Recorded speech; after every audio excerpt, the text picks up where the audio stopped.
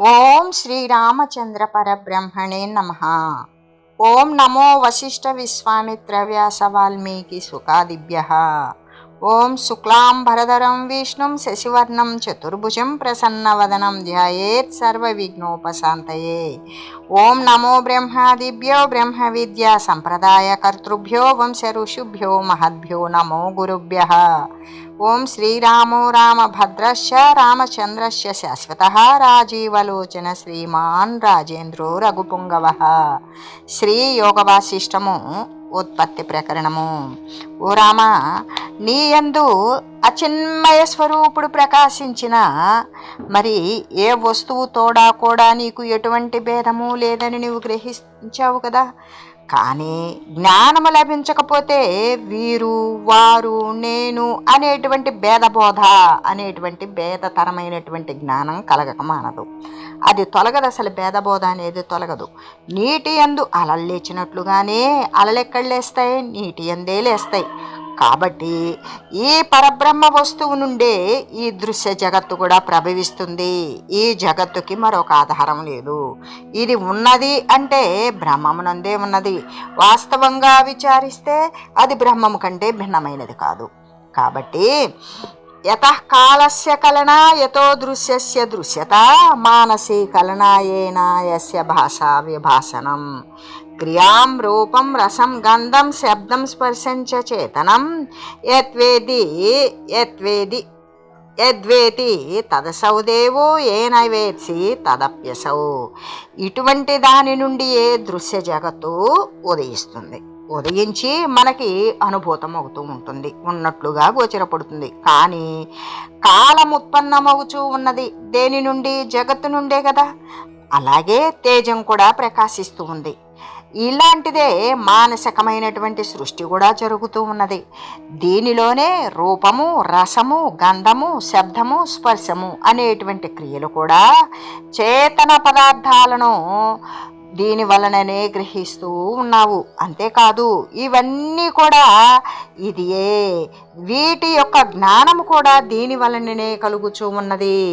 అంటే ఓ రామ, క్రియలు అనేటువంటిది, రూపం అనేటువంటిది, రసం అనేటువంటిది, గంధము శబ్దము స్పర్శ అంతఃకరణము ఏదైతే చిద్రూపమై నీవు తెలుసుకొనుచున్నావో, జ్ఞానము ద్వారా ఎరుగుచున్నావో, ఏ జ్ఞానము వలనైతే నీవు వానిని ఎరుగగలుచున్నావో ఆ ఎరుగగలిగేది చిద్రూపము.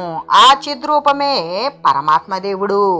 మరి అంతకంటే వేరైనటువంటి వాదివి లేనే లేదు అని చెబుతూ ద్రష్టు దర్శన దృశ్యానం మధ్యే యద్దర్శనం స్థితం సాధో తదవధానేన స్వాత్మానం అవబుధ్యసే. ఓ సాధు, నీవు ఏకాగ్రచిత్తుడువైన ద్రష్ట దృశ్య దర్శనాల మధ్య సాక్షి అయి ఉన్న ఈ ఆత్మస్వరూపిణి నీవు గ్రహించగలవు. ఏ విధంగా?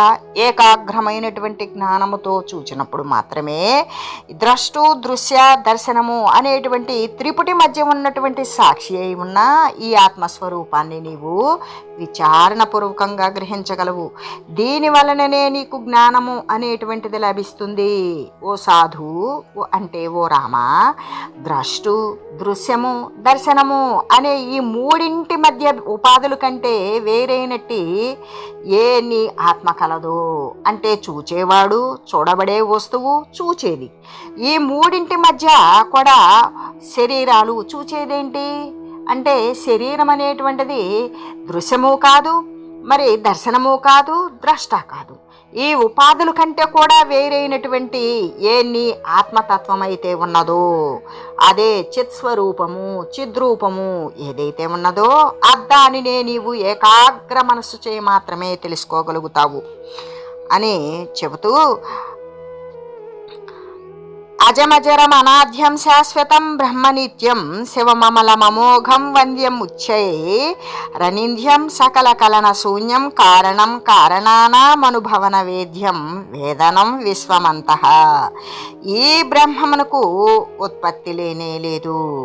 ఎందుకు అంటే బ్రహ్మము అనేటువంటిది ఉత్పత్తి వినాశాలకు లోనయ్యేటువంటిది కాదు. మరి క్షయమున్నదా? ఉత్పత్తి లేదు కదా. అంటే పుట్టకనే పోతే ఎలా నశిస్తుంది? అది లేదు. మొదలు లేదు. దీనికి ఒక ప్రారంభం ఉందా అంటే లేదు. దానికి తుది లేదు. ఇది శాశ్వతమైనది, నిత్యమైనది, సత్యమైనది, కళ్యాణకారకమైనది, మంగళ స్వరూపమైనది, పవిత్రము, అమోఘము, వందనీయము, అనింద్యము. దీనిని నిందించడానికి లేదు, కేవలము దీనిని నమస్కరించేటువంటి స్థానంలోనే ఉన్నది. ఆగంతుక ధర్మము రహితము అంటే క్రొత్త ధర్మాలు వచ్చి దీనిలో ఏమీ చేరవు. దీనికుండే ధర్మం ఏదో దానికి ఉన్నది, అంతేగాని క్రొత్త ధర్మాలు లేనటువంటివి. కారణము ఏ విధంగా ఏ కార్యాలకైతే మనం కారణం చెప్తామో ఆ కారణాలకు కూడా కారణం ఇదే అయి ఉన్నది. అజ్ఞేయము ఏది గుర్తెరగబడుతుందో అది కానటువంటిది స్వానుభవ సంవేద్యము, గుర్తించ సాధ్యము కాదు. అనుభవానికి, తన యొక్క అనుభవానికి మాత్రమే అది ఎరుగబడుతుంది. ఏకమాత్ర జ్ఞేయమై వెలియుచూ ఉన్నది. ఇది కేవలము ఏకో బ్రహ్మం ద్వితీయం నాస్తి, రెండవ వస్తువు లేనిదిగా ఏకమాత్ర స్వరూపంగా ప్రకాశిస్తూ ఉన్నది. ఓ రామ, బ్రహ్మము అనేటువంటిది ఏంటి? పరమాత్మ స్వరూపమే. అది జన్మ జరావర్జితమును, ఏ విధంగా జన్మ తీసుకోదు, ముసలితనం రాదు, నశించిపోయేది లేదు.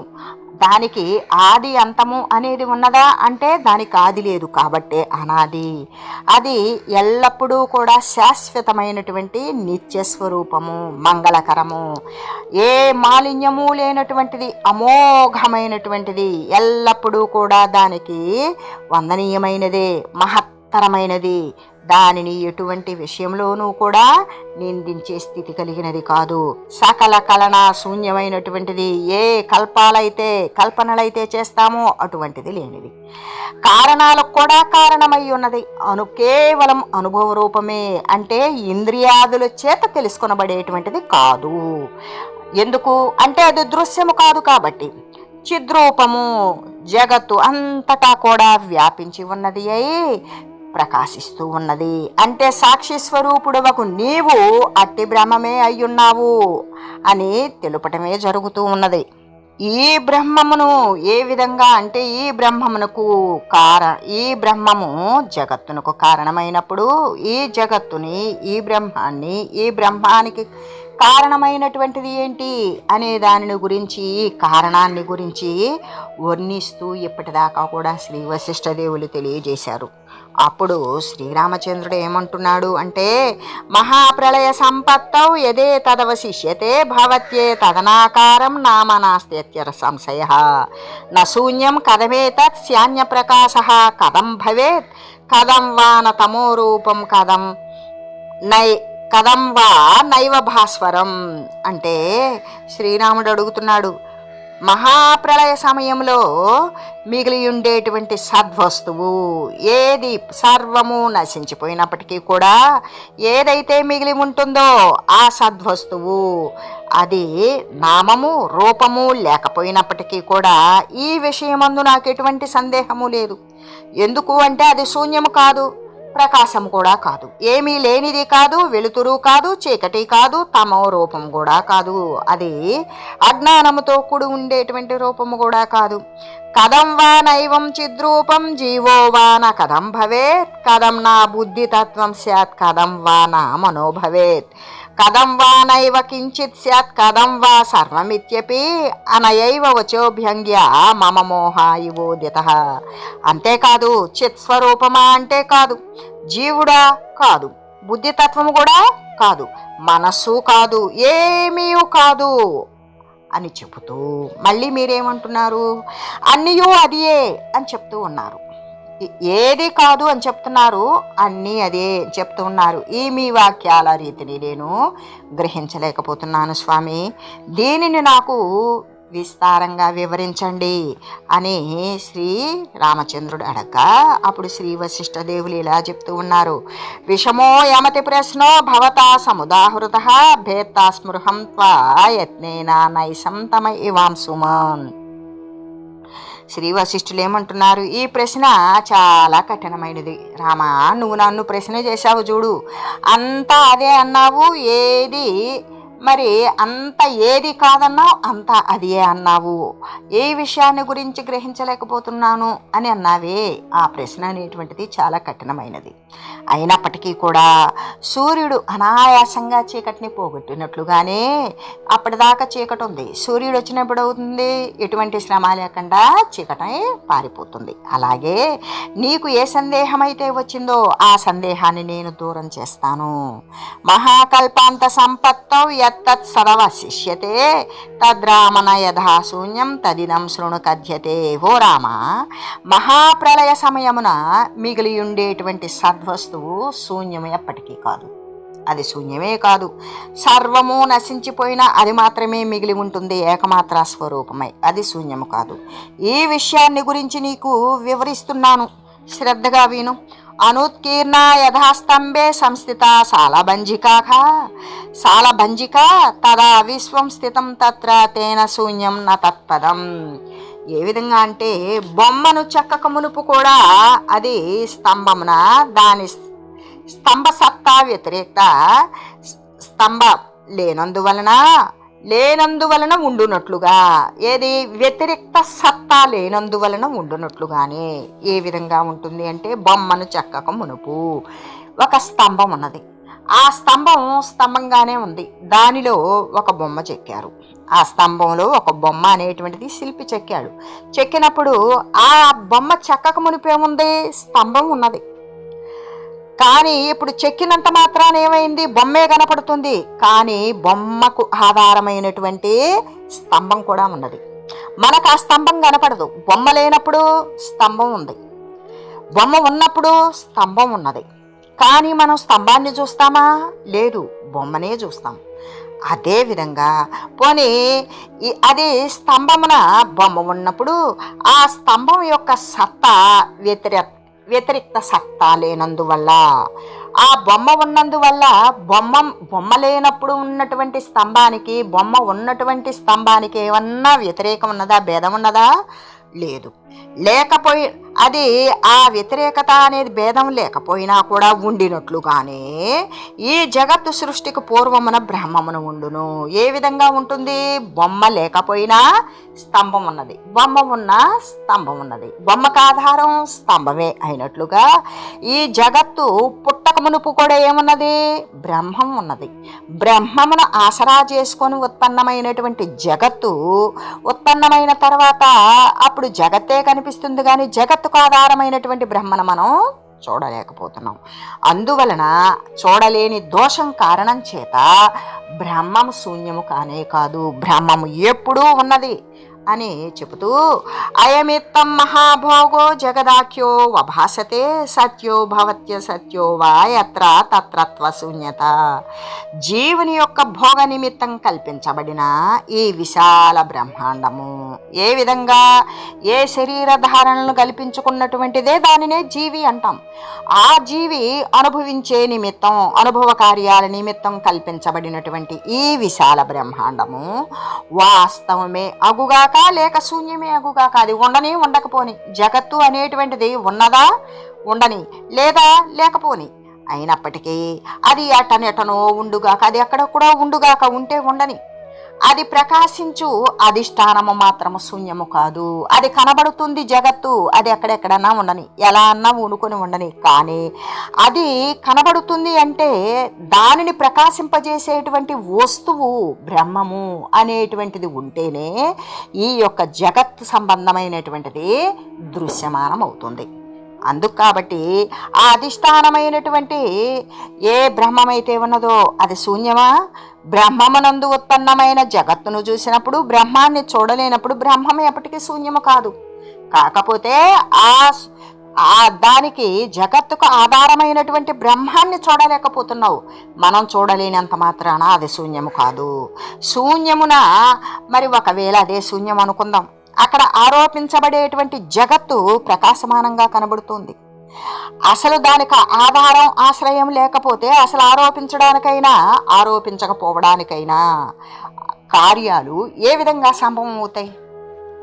అంటే అధిష్టానమైనటువంటి బ్రహ్మమునందు అది ఉంటేనే అది ఆరోపితమా ఇది అధిష్టానమా అనేటువంటి కార్యాలు సంభవం కావాలంటే సత్యమైనటువంటి బ్రహ్మము మనకి గోచరము కానందువల్ల అది శూన్యము ఎప్పటికీ కాదు.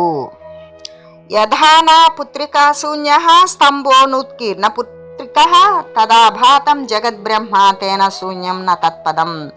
ఉత్పత్తికి పూర్వము స్తంభమున బొమ్మయుండినట్లుగానే ఏ విధంగా బొమ్మను చెక్కకమునుపు కూడా ఆ స్తంభమునందు బొమ్మ ఉన్నది, కాకపోతే బొమ్మ అనేటువంటిది కనబడలా అంతే. కానీ ఉత్పత్తి లేదనుకో బొమ్మ చెక్కినా రాదు. అందుకు కాబట్టి దాన్ని ఉత్పత్తికి పూర్వం స్తంభమున బొమ్మ ఉండినట్లుగానే జగత్తు కూడా ఏది మనకి గోచరము కాకముందు కూడా బ్రహ్మమున ప్రాగుత్పత్తి సమయమును కూడా ఉండును. అంటే ఉత్పత్తి కాకముందు కూడా బ్రహ్మమునందు జగత్తు ఉన్నది. జగత్తు ఉత్పన్నం కాకముందు కూడా జగత్తు ఉన్నది. అదే జగత్తు యందు మనము లేము. మనము ఈ జగత్తుని గమనించలేకపోవడం వల్ల జగత్తు ఉత్పన్నం కాలేదు అనేటువంటిది మన విచారణకు రాలేదు అంతే. కానీ జగత్తు లేదు అన్నప్పుడు జగత్తు పూర్వం ఎక్కడున్నది అంటే జగత్తు ఉత్పత్తికి పూర్వం కూడా బ్రహ్మమునందే ఉన్నది. ఏ విధంగా అంటే ఉత్పత్తికి పూర్వము ఆ స్తంభం మీద బొమ్మ చెక్కక మునుపు ఆ యొక్క స్తంభములో బొమ్మ ఉన్నదా లేదా అంటే ఉన్నది. ఉంటేనే కదా అది చెక్కినా వచ్చేది. అసలే లేకపోతే అక్కడ చెక్కినా కూడా రాదు. అట్లాగే కాకపోతే ఏంది, అది నిర్మితమయ్యి కనబడలా. అది అట్లాగే బ్రహ్మమునందు జగత్తు ఉన్నది అంతర్లీనంగా. అది ఇప్పుడు ఆ స్తంభంలో బొమ్మ చెక్కకపోతే ఎట్లా కనపడింది, మొత్తం స్తంభంలాగానే కనపడింది. ఆ బొమ్మ చెక్కినప్పుడు స్తంభానికంటే భిన్నమై కనపడింది బొమ్మ. అట్లాగే ఈ బ్రహ్మమునందు మరి జగత్తు అనేది అది ప్రత్యేకంగా ఉత్పన్నమైనట్లు కనబడినప్పుడు అక్కడ అది ఉత్పత్తికి పూర్వము కూడా అది బ్రహ్మమునందు ఉన్నది అనే విషయం విచారణకు రాగా అది విచారించి చూసినప్పుడు అది ఉత్పన్నం అయినప్పుడు బ్రహ్మమునందే ఉన్నది, ఉత్పన్నం కాకముందు బ్రహ్మమునందే ఉన్నది. కాకపోతే స్తంభమునందు బొమ్మ చెక్కబడిన తర్వాత బొమ్మనే చూసి స్తంభాన్ని చూడని విధంగానే ఎప్పుడైతే ఈ బ్రహ్మము నుండి జగత్తు అనేటువంటిది విడివడిన తర్వాత జగత్తే కనపడుతుంది, కానీ జగత్తుకు ఆధారమైనటువంటి బ్రహ్మమును చూడము. దానివల్ల కాబట్టి బ్రహ్మమును జగత్తు అనేటువంటివి మరి భిన్న వస్తువులా కాదు. ఏ విధంగా స్తంభము బొమ్మ వేరుగానట్లుగానే స్తంభాన్ని చెక్కితేనే స్తంభంగానే ఉంది, స్తంభంలో ఒక భాగాన్ని చెక్కితే బొమ్మగా తయారైంది. అదేవిధంగా ఈ బ్రహ్మమునందే ఉన్నటువంటి జగత్తు బ్రహ్మము కంటే వేరా ఏమాత్రం కాదు. అయితే దీని యొక్క ఫలితం ఏంటి అంటే జగత్తునే కాంచుతూ ఉన్నాం కాబట్టి మనం బ్రహ్మము శూన్యము కాదు అనేటువంటి విషయం విచారణ లేని కారణం చేత తేలట్ల. ఎప్పుడైతే జగత్తు అనేటువంటిది బ్రహ్మ ఆశ్రయంతో బ్రహ్మమునందే అంతర్వసించి ఉన్నది అని ఎవరైతే వాని యొక్క సద్విచారణతోటి కనుక్కున్నాడో అప్పుడు మాత్రమే బ్రహ్మము జగత్తు అనేటువంటిది అభిన్నాలు. కాబట్టి బ్రహ్మము శూన్యము కాదు, ఎల్లప్పటికీ బ్రహ్మమే సత్యము, వచ్చిపోయేటువంటి జగత్తే అబద్ధము అని తేలుతుంది. సౌమ్యాంబసి యదా వీచి.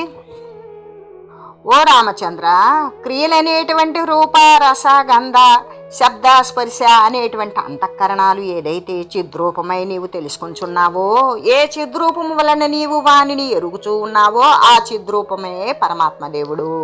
కాబట్టి ఓ రామ, ద్రష్ట దృశ్యము దర్శనము అనే ఈ మూడింటి యొక్క ఉపాధుల కంటే వేరైనటువంటి ఏ ఆత్మతత్వమైతే ఉన్నదో, ఏదైతే నీ ఆత్మ కలదో దానిని నీవు ఏకాగ్ర మనస్సుచే మాత్రమే తెలుసుకోగలవు. కాబట్టి ఏ బ్రహ్మము అంటే పరమాత్మతత్వమే, జన్మము మరి జర, ముసలితనము, శరీర నష్టము అనేటువంటివి అనాది, శాశ్వతము, నిత్యము, మంగళకరము, నిర్మలము, అమోఘము, వందనీయము, మహత్తరము, నిందారహితము, సకల కల్పన శూన్యము, కారణాలకు కూడా కారణము, అనుభవ రూపము, ఇంద్రియాదుల చేత తెలుసుకొనబడజాలనటువంటి అంటే దృశ్యము కాకపోవడం వల్ల ఈ చిద్రూపము జగత్తు అంతటా వ్యాపించినదే ఉండి ప్రకాశిస్తూ ఉన్నది. ఎందుకు అంటే సాక్షి రూపుడమైనటువంటి నీవు అట్టి బ్రహ్మమే అయ్యున్నావు, బ్రహ్మము కంటే నీవు భిన్నము కానే కాలేదు అని తెలపడం వల్ల. అంతేకాదు మరి మహాప్రళయ కాలంలో మిగిలి ఉండేటువంటి సద్వస్తువు నామరూప విహీనమైనటువంటి విషయం లో నాకు ఎటువంటి సందేహం లేదు ఓ ప్రభు. అది శూన్యం కాదు, ప్రకాశము కాదు, అంధకారం కాదు, తమో రూపము కాదు, చిత్స్వరూపము కూడా కాదు, జీవుడు కాదు, బుద్ధి తత్వము కాదు, మనసు కాదు, ఏమీ కాదు అంటున్నారు. అన్నీ అదే అంటున్నారు ప్రభు. ఓ స్వామి, మీ వాక్యాలు నేను గ్రహించలేకపోతున్నాను అని శ్రీరామచంద్రుడు వివరంగా వివరించమని ప్రార్థించగా, శ్రీ వశిష్ఠులు నీ ప్రశ్న చాలా కష్టమైనదయ్యా, అయినప్పటికీ కూడా సూర్యుడు వస్తే చీకటి ఎలా పోతుందో అలాగే నీ సందేహాన్ని నేను దూరం చేస్తాను. మహాప్రళయ సమయంలో మిగిలి ఉండేటువంటి సద్వస్తువు శూన్యమెప్పటికీ కాదు. ఈ విషయాన్ని గురించి నేను నీకు వివరిస్తాను, దానిని గురించి నీవు శ్రద్ధగా విను. ఎలా అంటే బొమ్మను చెక్కక మునుపు అది స్తంభంలో దాని యొక్క స్తంభ సత్తా వ్యతిరేక్త సత్తా లేనందువల్ల అది గాని ఉండునట్లుగానే ఈ జగత్తు సృష్టికి పూర్వమున బ్రహ్మమునే ఉన్నది. అందువలన బ్రహ్మము శూన్యము ఎప్పటికీ కాదు అని చెబుతూ జీవుని యొక్క అనుభవ నిమిత్తం కల్పించబడిన ఈ విశాల బ్రహ్మాండము వాస్తవమే అగుగాక లేకపోవుగాక, ఎటనెటనో ఉండుగాక, అది ప్రకాశించు అధిష్టానం మాత్రం శూన్యం కానే కాదు. ఎందుకు అంటే శూన్యమునందు ఆరోపము, అధిష్టానము అనే కార్యాలు సంభవించవు కదా అని తెలియజేస్తూ, ఓం మంగళం శ్రీ గురుదేవాయ మహనీయ గుణాత్మనే సర్వలోక శరణ్యాయ సాధురూపాయ మంగళం. ఓం మంగళం కోసలేంద్రాయ రామాయ రామభద్రాయ చక్రవర్తి తనూజాయ సార్వభౌమాయ జానకీ వల్లభాయ శ్రీరామచంద్రాయ మంగళం. ఓం తత్సత్.